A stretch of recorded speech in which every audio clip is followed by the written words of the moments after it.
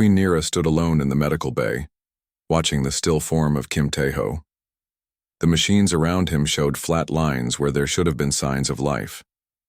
Yet something deep inside her refused to accept that the human was truly gone. She placed her hand on his forehead. His skin was cold, but she could sense something still fighting within him. The quantum radiation had stopped his heart and shut down his brain, but his cells were still trying to repair themselves. Even in death, humans refused to give up. "My queen," a voice spoke behind her. She turned to see her chief medical officer, Dr. Keth, approaching with careful steps. His crystal spikes glowed with concern. "The human has expired. Should we prepare the body for return to his people?" "No," Queen Nira said firmly. "He is not truly dead yet. His species has a saying about fighting until the last breath. I believe his last breath has not yet come." Dr. Keth's spikes dimmed with confusion. "The radiation has destroyed his major organs. Even if we could restart his heart, the damage is too severe. There is no treatment in our medical knowledge that could save him." Queen Nira walked to the large window overlooking the stars. Out there, human refugee ships were fleeing through space, carrying families who just wanted to survive. Kim Tae-ho had been willing to die for those people. The least she could do was try to save him. "There is one treatment," she said quietly, "but it has never been attempted." "My queen?" She turned back to face her medical officer. "You know that our people possess two hearts, one of flesh and blood, one of living crystal. The crystal heart stores our memories and extends our lives far beyond what the flesh heart alone could provide." Dr. Keth's eyes widened with understanding and horror. "My queen, you cannot be considering. I can survive with only my flesh. Heart," Queen Nira continued. "My lifespan would be reduced from 1,000 years to perhaps 200, but the human could live. The political consequences would be enormous," Dr. Keth protested. "The noble houses would see this as weakness. Some might even challenge your right to rule." Queen Nira looked down at Kim Tae-ho's peaceful face. "This human came here knowing he would die. He asked for nothing for himself, only mercy for his people's refugees. If that is weakness, then perhaps we need more weakness in this galaxy." She could feel the thoughts of her advisors pressing against her mind through their neural link. Word was already spreading through the ship about what she was considering. The reactions ranged from shock to anger to outright horror. "My queen," came another voice in her head. It was Lord Vex, her military commander. "This is madness. We are at war with these creatures. You cannot give your crystal heart to one of them." "Can I not?" she replied through the mental link. "I am still queen. The decision is mine to make." "The Noble Council will demand an explanation," Lord Vex pressed. "How do you explain saving a single human when we have killed thousands of them?" "Queen." Nira closed the mental connection and focused on Dr. Keth. "How long do we have before the human's brain suffers permanent damage?" "In their terms, perhaps 10 minutes. But my queen, even if the transplant is successful, we do not know how. A crystal heart will affect human biology. It could kill him just as surely as the radiation. Or it could save him," Queen Nira said. "Doctor, I have spent decades studying the human species. They fascinate me because they should not exist. They are physically weak compared to most galactic species. They have short lifespans and limited technology. Yet they refuse to be conquered or controlled." She moved to stand beside Kim Tae-ho's bed again. "Do you know what this human's last words were? He asked me to save the refugee ships. Even while dying, he was thinking of others." "That is not weakness, Dr. Keth. That is a kind of strength we have forgotten." Dr. Keth was quiet for a long moment. His crystal spikes pulsed with deep thought. "The procedure would need to be done in your private chambers away from the noble houses. If it fails, we could claim the human simply died from his injuries. And if it succeeds, then we will face whatever consequences come," the doctor said. "But my queen, once your crystal heart is removed, the process cannot be reversed. You will be forever changed." Queen Nira nodded slowly. "Perhaps it is time for change. This war has gone on too long. Too many have died on both sides, for reasons that no longer make sense. She looked at Kim Tae-ho one more time. Begin preparations for the procedure. And doctor, have his shuttle's computer analyzed. I want to know the location of those refugee ships he mentioned. Yes, my queen. As Dr. Keth hurried to prepare, Queen Nira remained by the human's bedside. She placed her hand over her own chest, feeling the dual rhythm of her two hearts. The crystal heart pulsed with centuries of memories and experiences. It held the wisdom of her ancestors and the power that made her a true queen of the Valdari. Soon that heart would beat in an alien chest. A human who had been willing to die for peace would live because she chose to share her life with him. The political chaos that would follow was inevitable, but Queen Nira found herself strangely at peace with her decision. You wanted to save refugees, she whispered to the unconscious human. Perhaps together we can save both our peoples. The medical staff began wheeling Kim Tae-ho toward the Queen's private chambers. The most dangerous surgery in Valdari history was about to begin, and Queen Nira knew that nothing would ever be the same again. As they moved through the corridors, she could feel the shocked thoughts of her people pressing against her mind. But for the first time in years, she felt truly free. She was no longer just acting as a queen should act. She was acting as her heart told her to act, and soon, that heart would belong to someone else. Dr. Hana wiped the sweat from her forehead as she finished treating the wounded Krellian's broken wing. The small bird-like creature chirped softly as she wrapped the delicate bone with healing gel. Working with dangerous animals was her life's work, but even the most feared predators in the galaxy seemed gentle compared to some of the cases that came through her clinic doors. Station Kepler 7 was home to traders, explorers, and refugees from across the known worlds. Her veterinary clinic sat in the medical sector, where the sounds of different species filled the corridors day and night. Hana had built her reputation by treating creatures that other doctors refused to touch. The razor-clawed Vorthak hunters, the poison-spitting Kellen vipers, even the massive draken that could crush a being with one bite. She had learned to read the signs of aggression in hundreds of different species. The emergency alarm rang through the clinic just as she was closing for the night. Hana looked up from her reports to see the red lights flashing. Emergency services only use that signal for the most dangerous situations. She had heard it maybe 5 times in her 10 years on the station. Dr. Hana, we have an emergency incoming, crackled the voice over the communication system. Unknown species, severely injured, possibly hostile. Hana moved quickly to prepare the main treatment room. Her assistant Minho arrived within minutes, his face pale with worry. The young Altarian had worked with her for 3 years, but he still got nervous when they had to treat the really dangerous cases. What do we know about the patient? Hana asked as she set up the medical scanners. Very little, Minho replied, checking the surgical tools. Security found it unconscious near the docking bay. There are signs of a fight. A big fight. The doors to the clinic burst open. 4 security officers carried in a stretcher with something large covered by a medical sheet. Even unconscious and covered, Hana could see the size of whatever lay beneath the sheet. It was bigger than most species she had treated. Careful with it, warned Security Chief Dong Ho. We don't know what this thing is capable of. The area where we found it looks like a war zone. They placed the stretcher on the main treatment table. Hana approached slowly, her trained eye already noting the blood seeping through the sheet. Whatever this creature was, it had been through something terrible. Everyone except Minho, please step back, Hana said firmly. She had learned that too many beings around an injured predator often made them more aggressive when they woke up. Hana pulled back the sheet and immediately understood why the security team had been so careful. The creature before her was unlike anything in her experience, yet somehow familiar. It stood nearly 2 meters tall, even lying down. Its body was covered in dense muscle, built for both speed and power. The bone structure was heavy, designed to take massive impacts, but it was the scars that made Hana pause. This creature's body told a story of countless battles.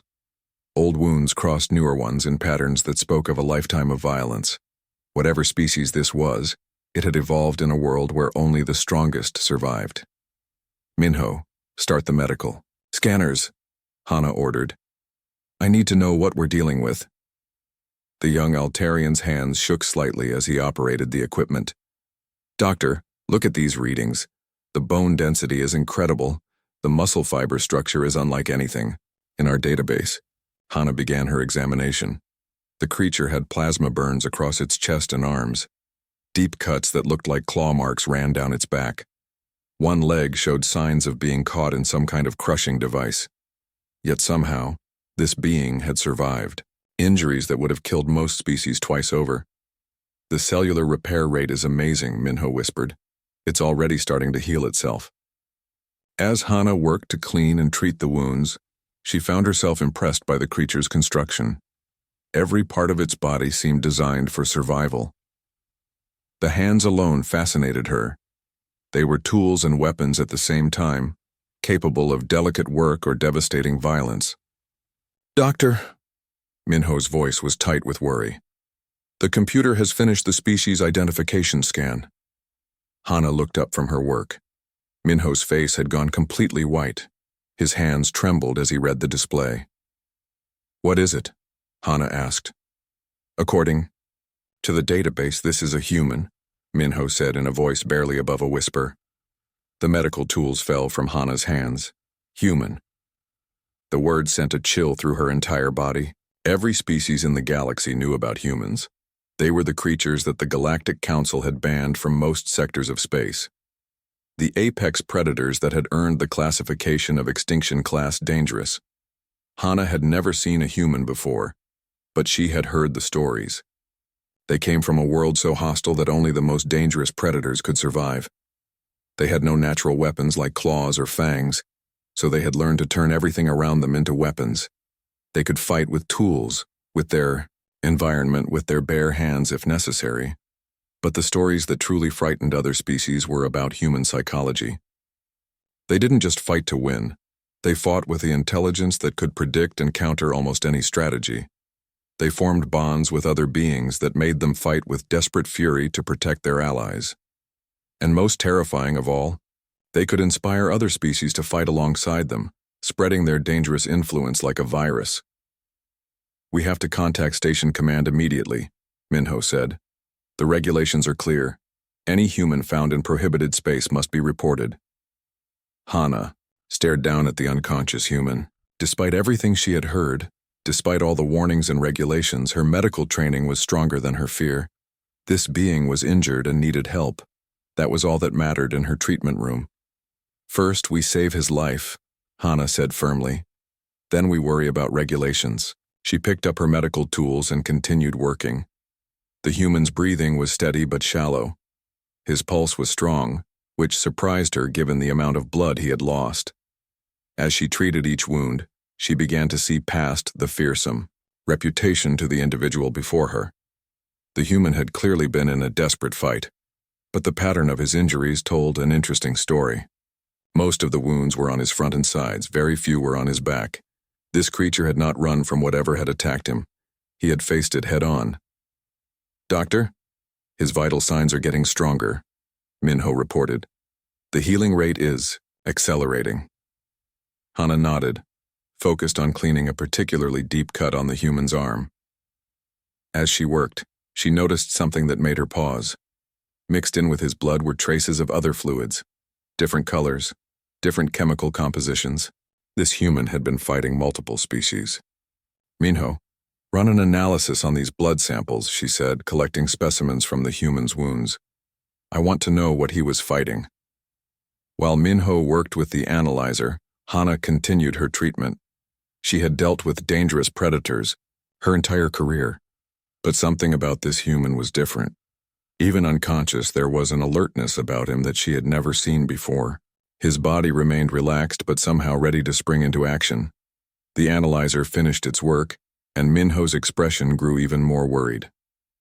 Doctor, these blood samples show at least 5 different species: Krelian, Vorthak, Kellen, and 2 others I can't identify. Hana stopped working. The human had fought 5 different species and survived. The implications were staggering. What kind of situation would put one being against so many different enemies? There's something else, Minho continued. The blood. Patterns suggest the fights happened over several hours. He didn't just survive one battle. He survived multiple engagements. Before Hana could respond, the communication system crackled to life. Dr. Hana, this is Station Commander 1-Sik. We need to speak with you immediately about your current patient. Hana looked down at the human. His chest rose and fell steadily, but she could see his eyes moving beneath his closed lids. He was dreaming, or perhaps fighting battles even in his unconscious state. She had taken an oath to heal all creatures brought to her clinic, regardless of species or origin. But she also knew that harboring a human could have consequences that reached far beyond her small medical facility. The Galactic Council did not make exceptions, and they did not show mercy to those who broke their laws. The human's hand twitched slightly, and Hana noticed the calluses on his fingers. These were hands that had seen hard work and harder fighting. Yet they were also hands that could probably perform delicate tasks when needed. The contradiction fascinated her. "What do we do, Doctor?" Minho asked quietly. Hana looked at her assistant, then back at the human. In her treatment room, she made the decisions. Here, her medical expertise was the highest authority, but outside these walls, political and military forces were already moving. She could hear footsteps in the corridor, heavy boots that belonged to security officers. Commander 1-Sik was coming to see the human for himself, and he would bring orders from higher authorities. Hana made her choice. She continued treating the human's wounds, working quickly to stabilize his condition. Whatever happened next, she would not let a patient die while she had the power to save him. The human's eyes suddenly opened. The human's eyes opened like switches being turned on. One moment he was unconscious, the next he was completely awake and aware. Hana had never seen anything like it. Most species took time to wake up from serious injuries. They were confused, slow to react. Not this human. His eyes moved across the room in a pattern that made Hana's skin crawl. He was not just looking around, he was studying everything. The position of the medical tools, the distance to the door, the location of every person in the room. In 3 seconds, he had mapped out his entire situation. "Easy," Hana said softly, the way she spoke to frightened animals. "You're safe. You're in a medical clinic. I'm Dr. Hana." The human's head turned toward her voice. His eyes focused on her face, and Hana felt like he was reading her thoughts. There was an intelligence behind those eyes that was both fascinating and terrifying. "Human," he said in a rough voice. The universal translator made his words clear, but Hana could hear the alien sounds underneath. "You know what I am." It was not a question. Somehow he had figured out that they knew his species just from their reactions. "Yes," Hana replied honestly. "We know." The human slowly pushed himself up to a sitting position. Hana watched his muscles move under his skin. Even injured, weak from blood loss, there was a controlled power in every movement. He was like a machine built for violence, but a machine that could think and plan. "My name is Tai Sung," the human said. "I was part of an exploration team. Our ship was attacked by raiders near the Kellen border." Minho moved closer to the medical scanner display. "Doctor, his heart rate is completely normal. No signs of stress or panic." Hana found that detail disturbing. Any other species would be frightened or confused after waking up injured in a strange place. But this human was calm, controlled, ready to deal with whatever came next. "What happened to your team?" Hana asked. Something changed in Taesung's expression. For just a moment, the calculating look disappeared and was replaced by something that looked like pain. Not physical pain, but emotional hurt that went deeper than any wound. "Scattered," he said quietly. "Some dead, some captured, some escaped. I don't know which ones made it out." The door to the clinic opened and Station Commander 1-Sik entered with 4 security officers. Hana had known this moment would come, but she still felt her heart race when she saw the weapons the guards carried. Commander 1-Sik was a tall, thin Altarian with the kind of face that never showed emotion. He had run Station Kepler 7 for 15 years by following regulations exactly and never taking risks. When he saw the human sitting calmly on the treatment table, his expression did not change. but Hana noticed his hand move closer to his weapon. "Dr. Hana," Commander Wansik said formally, "you are harboring a member of a banned species. This violates 17 different Galactic Council regulations." "I am treating an injured patient," Hana replied firmly. "That is my job." Taesung watched the exchange with interest. His eyes moved from face to face, reading the tension between the doctor and the commander. Hana could almost see him processing the political situation, understanding the forces that were now in motion around him.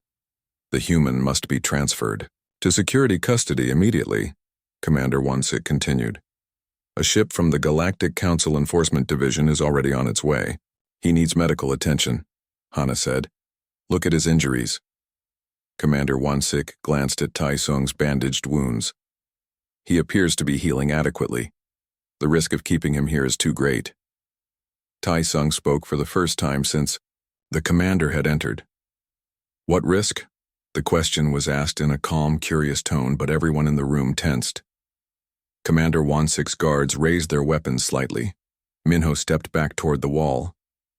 "Humans are classified as an extinction-level threat to galactic stability," Commander Wansik said carefully. "Your species has been banned from the sector of space for good reasons." Taesung nodded as if this made perfect sense. "What reasons?" The commander seemed surprised by the question. "Your species is responsible for 7 major conflicts in the past century. Everywhere humans go, violence follows." "Violence followed me here," Taesung agreed. "But I didn't bring it. The raiders brought it when they attacked my ship." Hana watched the human speak and realized something important. He was not trying to intimidate or threaten anyone. He was simply having a conversation.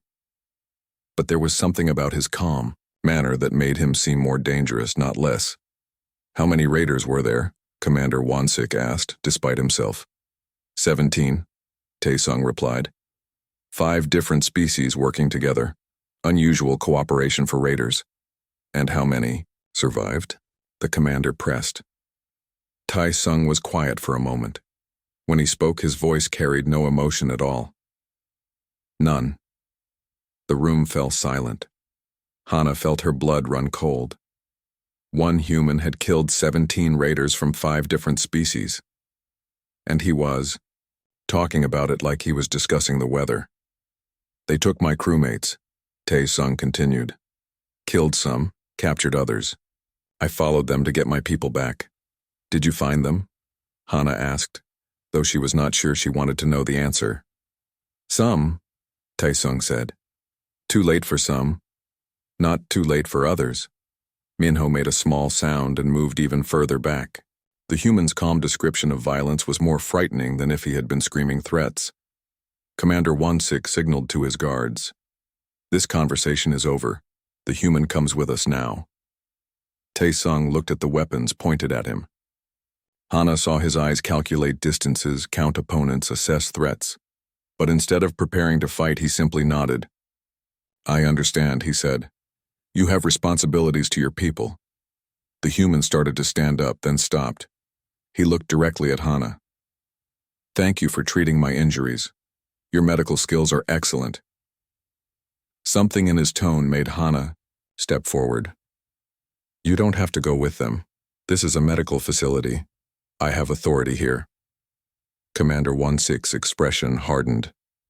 "Doctor, you are interfering with Council security operations." "I am protecting a patient," Hana replied. Taesung watched this exchange with growing interest. Hana could see him reassessing the situation, understanding that the doctor was willing to take risks for him. "Why?" he asked her directly. "Because you're injured and need care," Hana said simply. "That's what I do." For the first time since waking up, Taesung smiled. It was a small expression, but it changed his entire face. Instead of a dangerous predator, he looked like a person who was grateful for kindness.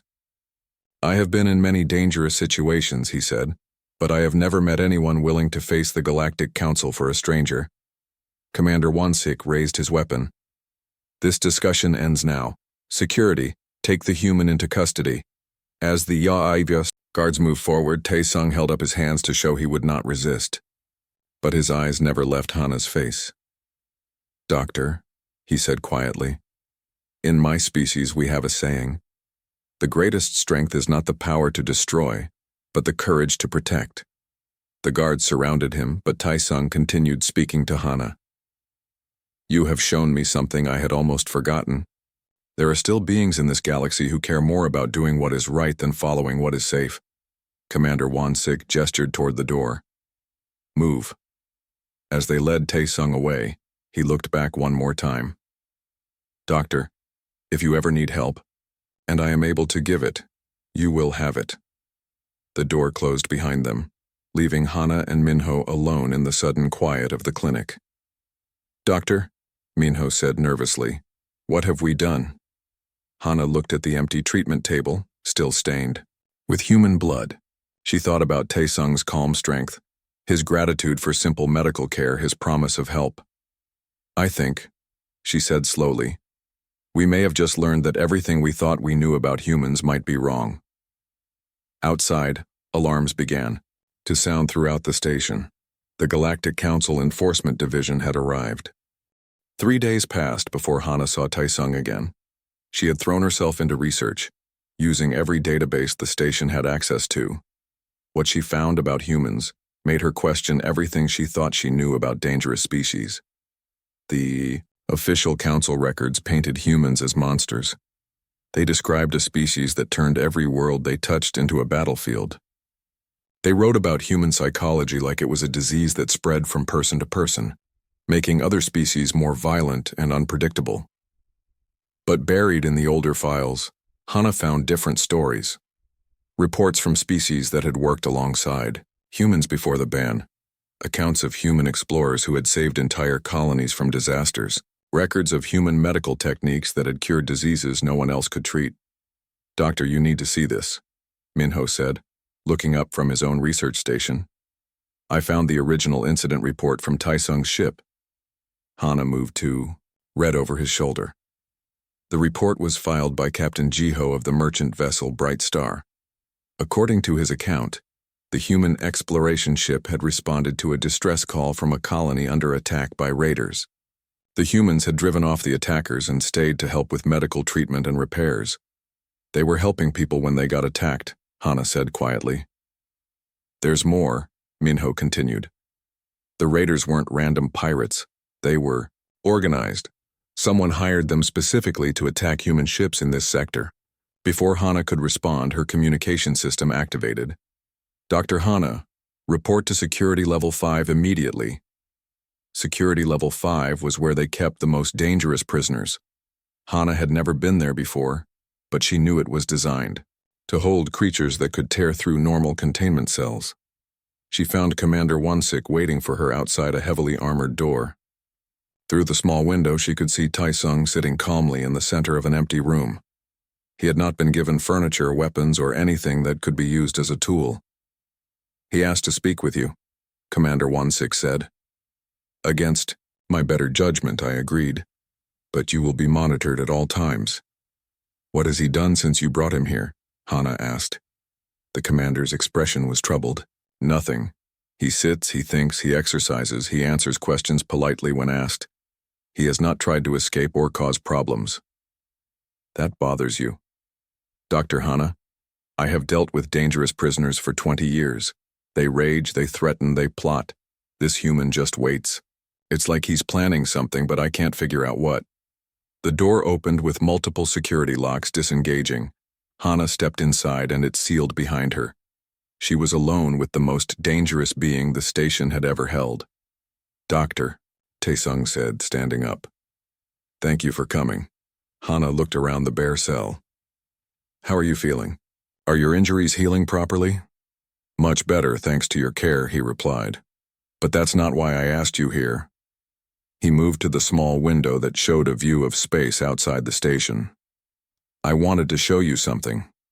Tai-Sung pulled a small device from his pocket. Hana tensed but realized it was just a personal datapad that must have been overlooked during his search. Pictures of my family, he said, activating the display. The first image showed a woman with kind eyes and a gentle smile. She was clearly human, but there was nothing threatening about her appearance.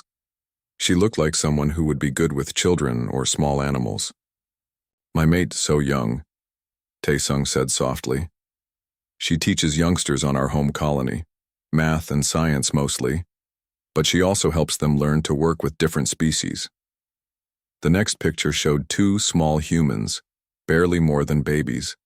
They were laughing and playing with what looked like a small alien creature Hana didn't recognize.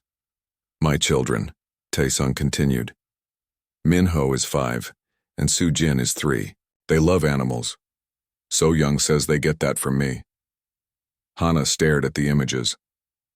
These were not the pictures of a monster's family. These were images of people who cared about each other, who built homes and raised children and taught them to be kind to other species. Why are you showing me this? She asked. Because I want you to understand something, Tae-sung said. When the raiders attacked our ship, I was not fighting for glory or conquest. I was fighting to get home to them. He showed her another picture. This one was of the entire human exploration crew, maybe 20 people total. They were standing together in front of their ship, all smiling. Some were holding small gifts or souvenirs from their travels. These were my crewmates, Tae-sung said. Scientists, engineers, medical specialists. We were mapping new trade routes and looking for worlds that might want to establish peaceful contact. The council says humans bring violence wherever they go, Hana said carefully. Tae-sung was quiet for a moment. Humans bring change wherever we go, he said finally. Sometimes that means violence, when we fight against those who would harm the innocent, but more often it means cooperation, learning, growth. He switched to another image. This one showed humans working alongside several different alien species to build what looked like a hospital or school. This was our last stop before the attack, Tae-sung explained. The Kellen colony of New Haven. They had a plague that was killing their children. Our medical specialist, Dr. Young-soo, worked with their healers to find a cure. Hana studied the picture. The alien Kellen were known for being suspicious of outsiders, but in this image, they were clearly working as partners with the humans. Did you find a cure? She asked. Yes, Tae-sung smiled. Dr. Young-soo combined human medicine with Kellen healing techniques. It worked better than either approach alone. Where is Dr. Young-soo now? The smile faded from Tae-sung's face. Dead. The raiders killed him when they took our ship. They said humans were too dangerous to be allowed to spread their influence. Hana felt a chill. Their influence? That's what this is really about, Tae-sung said. Not human violence, human cooperation. We make allies too easily. We learn from other species too quickly. We adapt and change and help others do the same. He showed her one more picture. This one was recent, taken just before their ship was attacked. It showed the human crew working with their alien allies, all focused on some kind of technical project. We were developing a new type of communication system, Tae-sung explained.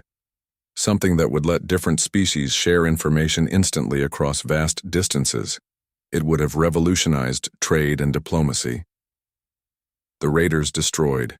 They tried, but the research is still here, Tae-sung tapped his head. And in the minds of my surviving crewmates wherever they are. Hana began to understand. Someone doesn't want humans working with other species. Someone with enough power to hire professional raiders. Someone with enough influence to convince the council that humans are a threat that must be eliminated. The door opened behind them and Commander Wansik entered with 2 guards. Time is up, Doctor, he said. The enforcement division ship has arrived. They want to transfer the prisoner immediately. Tae-sung calmly shut off his data pad and put it away. Commander, may I ask you something? Wansik hesitated, then nodded. Have you ever seen what happens when different species work together on a problem that none of them could solve alone? Tae-sung asked. What do you mean?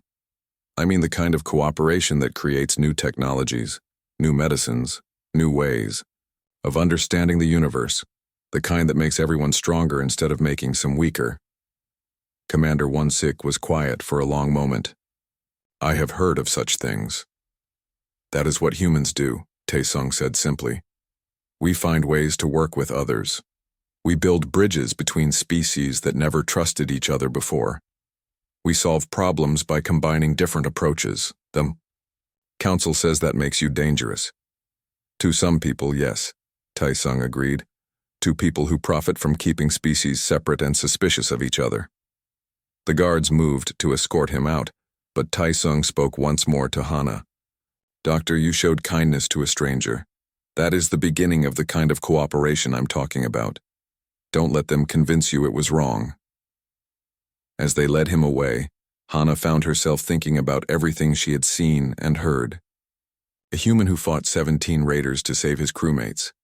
A human who carried pictures of his family and spoke of them with tears in his eyes. A human who wanted to build communication systems that would help different species understand each other better. Commander, she said as they watched Tai-sung being taken toward the docking bay. What if we're making a mistake? Won-sik looked at her with surprise. What do you mean? What if humans aren't the threat we think they are? What if someone else is the real danger and they're using our fear of humans to hide what they're really doing? Before the commander could answer, alarms began blaring throughout the station. The communication system crackled to life with an urgent message. All personnel, this is an emergency. Long-range sensors have detected a large fleet approaching our position. Unknown. Ships heavily armed, estimated arrival in 6 hours. Hana and Commander Won-sik looked at each other with growing understanding. Someone had been waiting for the human to be captured and taken away.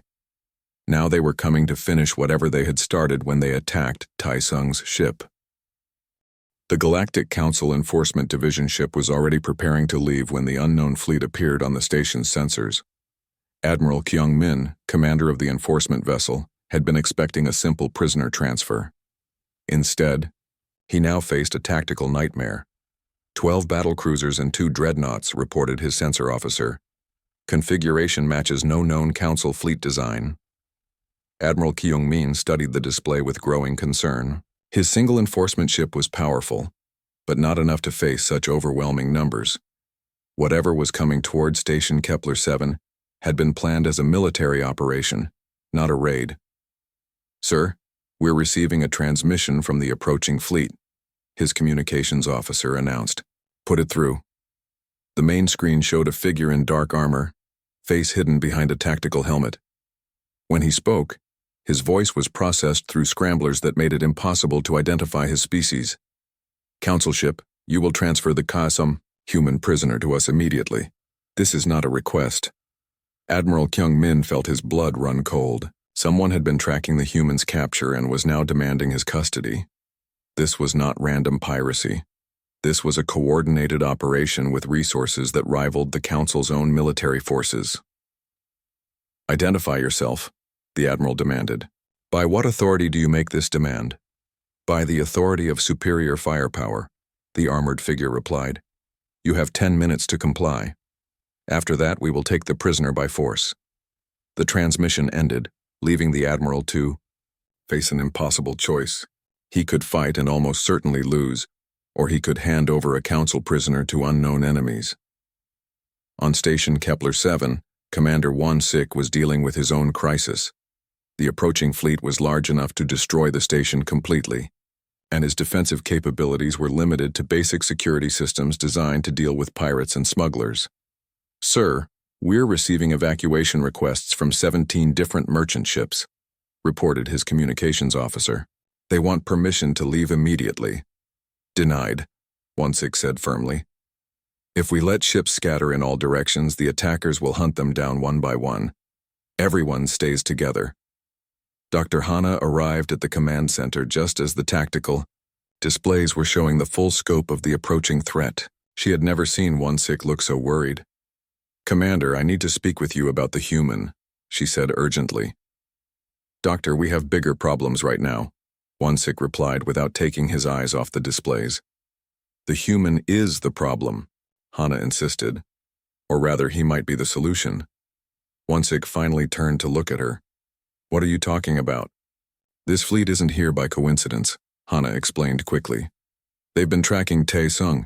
They're the ones who attacked his ship, and now they're here to finish what they started. You're saying they came all this way for one prisoner? Not just any prisoner.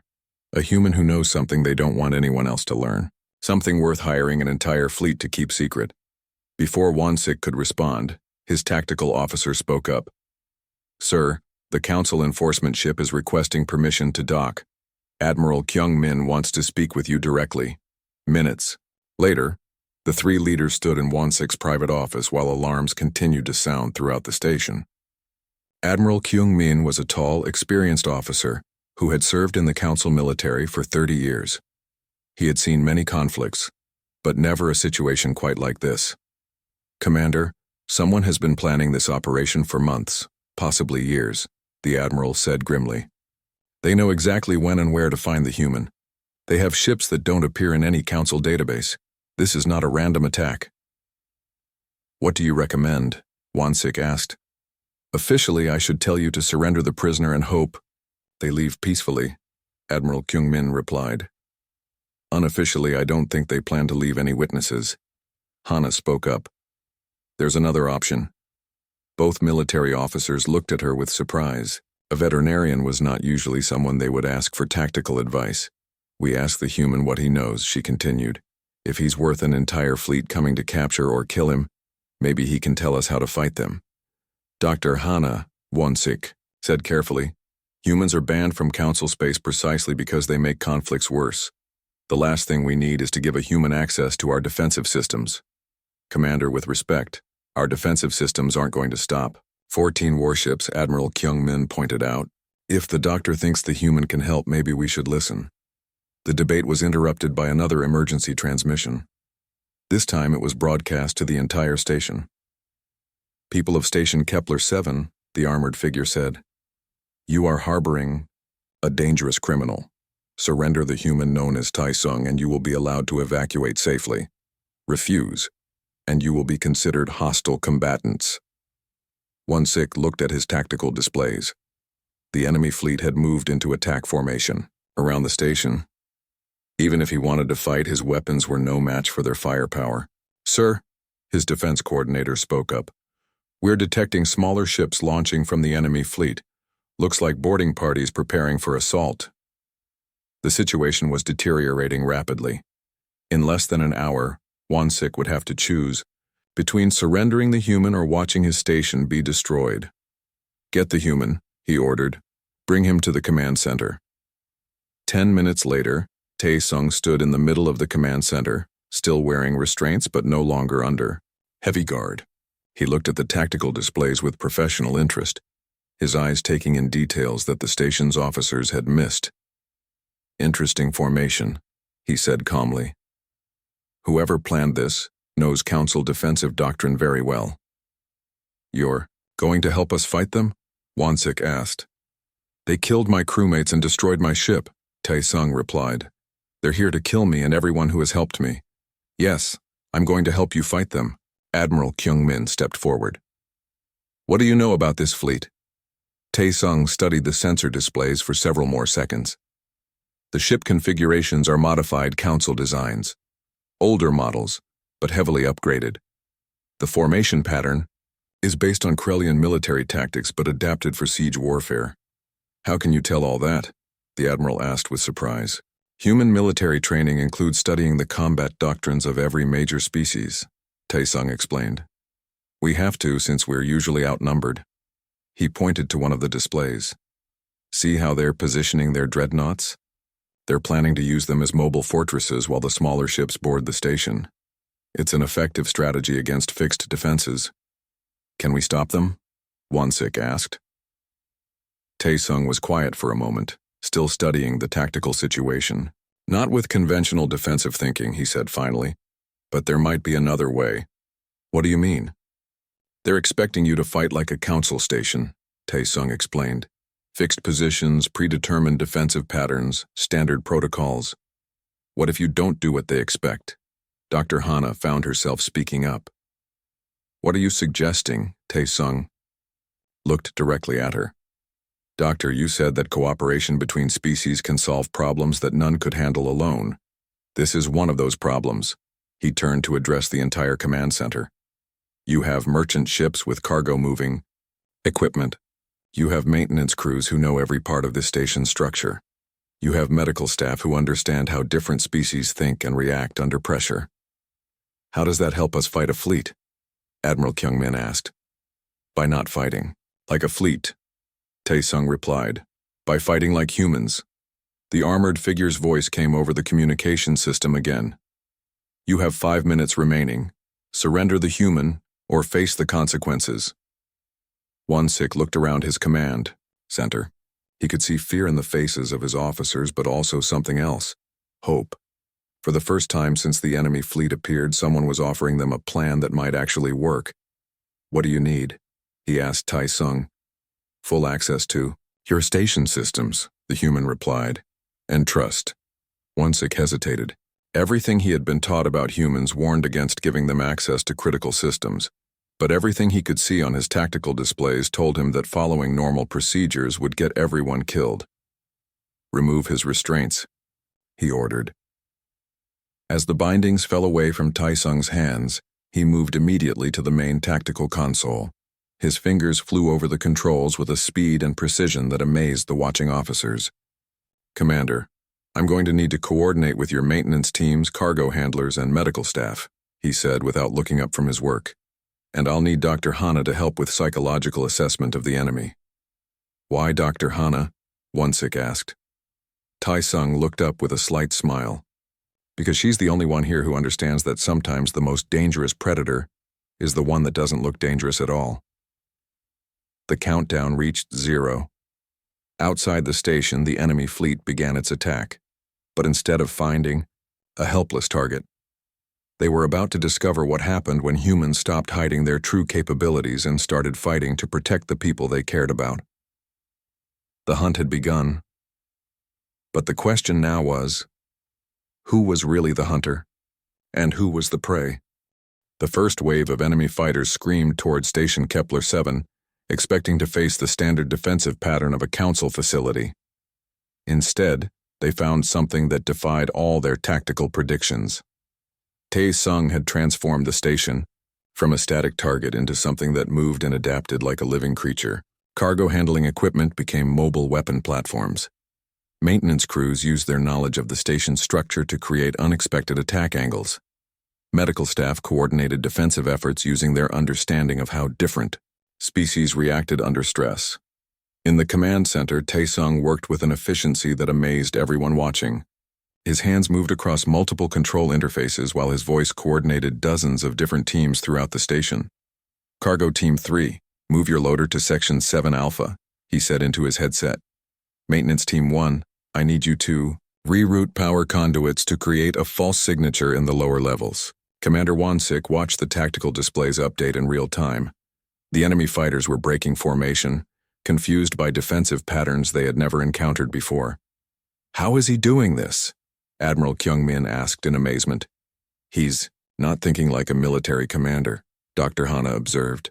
He's thinking like someone who has to win with whatever resources are available. On the main screen, the armored enemy leader appeared again. For the first time, his voice carried a note of frustration. Impossible, he said. The station should have fallen by now. Tae-sung looked up from his controls. Put me through to him. Won-sik hesitated, then nodded to his communications officer. Moments later, Tae-sung's image appeared on the enemy ship's screens. Hello, Captain, Tae-sung said calmly. Or should I say, Colonel Daeho? The armored figure went rigid. Slowly, he reached up and removed his helmet, revealing the face of a middle-aged human with cold, angry eyes. The command center fell silent. No one had expected the enemy leader to be human.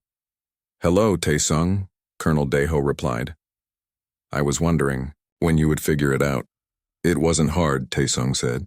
The tactical patterns, the modified council ships, the knowledge of where to find me.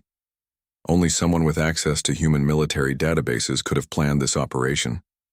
Dr. Hana stared at the screen in shock. There are humans working with the raiders? Not working with them, Tae-sung said sadly. Leading them. Colonel Daeho's expression hardened. You always were too trusting, Tae-sung, too willing to believe that other species could be our friends. What happened to you, Daeho? Tae-sung asked. We served together. You used to believe in cooperation between species. I learned the truth, the colonel replied. I learned what happens to humans who try to make friends with aliens. They get betrayed. They get used. They get thrown away when they're no longer useful. Tae-sung studied his former colleague's face. The Altarian border incident. You were there. I was there. When the Altarians pretended to need our help, Colonel Daeho said bitterly. I was there when they used our technology to solve their problems. And I was there when they turned around and accused us of being too dangerous to be trusted. Admiral Kyung-min stepped forward.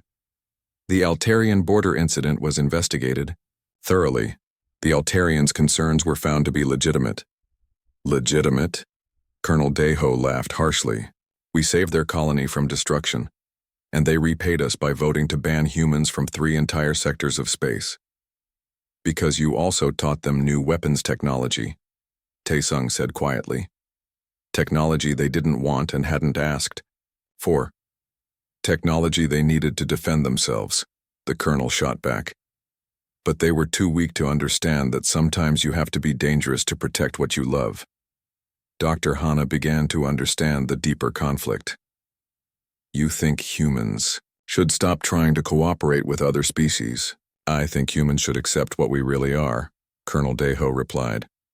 The apex predators of the galaxy.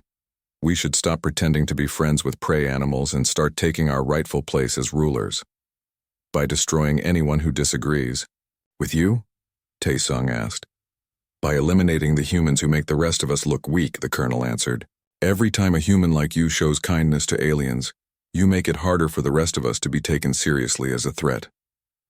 The conversation was interrupted by explosions as the enemy's second wave of fighters attacked the station.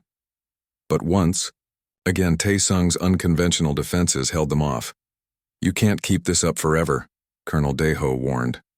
I don't need forever, Tae-sung replied. I just need long enough. Long enough for what?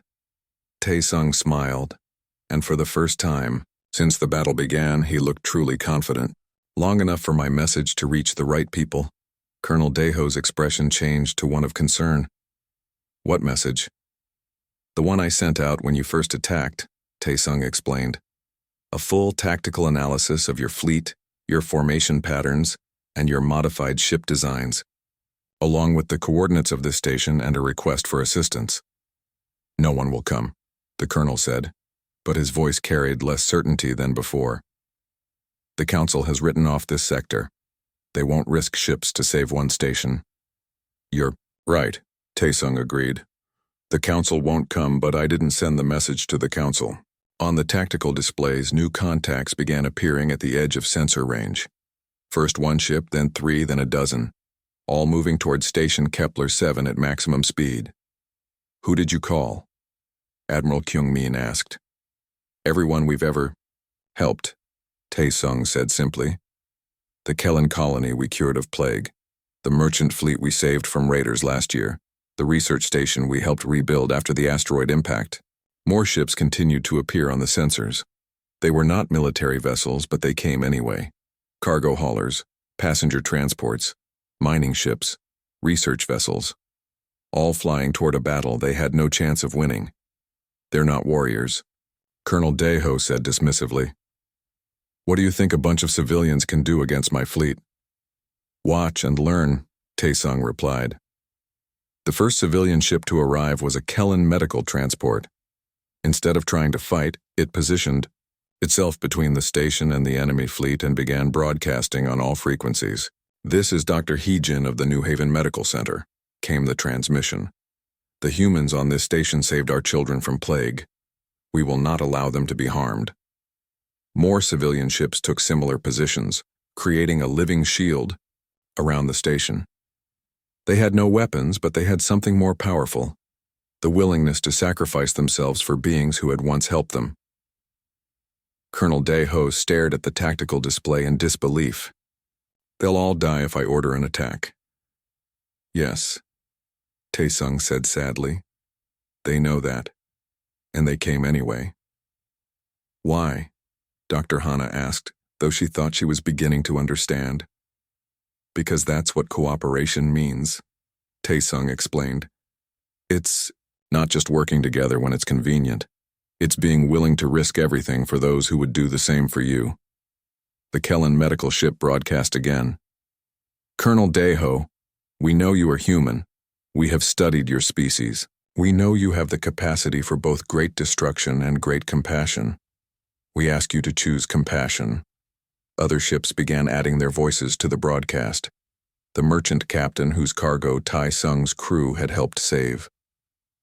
The research team whose station they had rebuilt. The colony administrator whose people they had evacuated from a natural disaster.